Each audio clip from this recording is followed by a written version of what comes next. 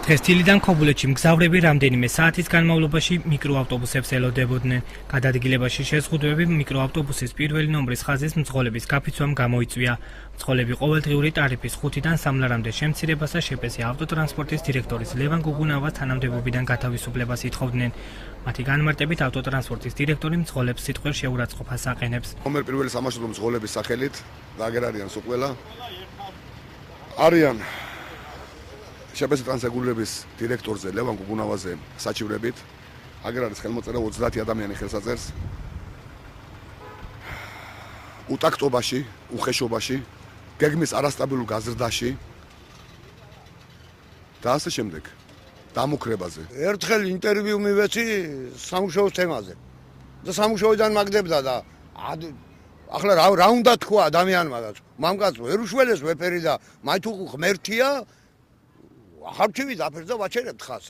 აქციის მონაწილეება მოგვიანებით მუნიციპალიტეტის გამგეობასთან გადაინაცვლეს, სადაც მათ უფლებადამცველი თამაზ ბაკურიძე შეუერთდა. თითქმის ყველა აღნიშნავს ხელმძღვანელის ესე გულგრილ დამოკიდებულებას საკითხისადმი. გამოსავალი არის ის, რომ ხელმძღვანელი უნდა გათავისუფლდეს დაკავებული თანამდებობიდან. თუ ეს არ მოხდება, როგორც მე მძღოლება მითხრენ, აი ამ ერთ ხაზს შესაძლებელია შეუერთდეს ქობულეთში ყველა დანარჩენი ხაზი. მძღოლების პრეტენზიებს დღესვე მუნიციპალიტეტის გამგებელი გიორგი რომანაძე გაეცნო.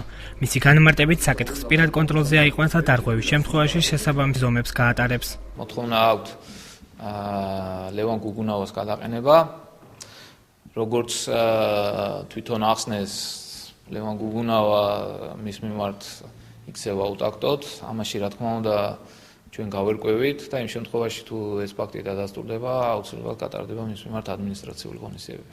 1 ნოემბრიდან ყოველდღიური გეგმიური გადასახადი შემცირდება, აცხადებს ავტოტრანსპორტის დირექტორი ლევან გუგუნავა.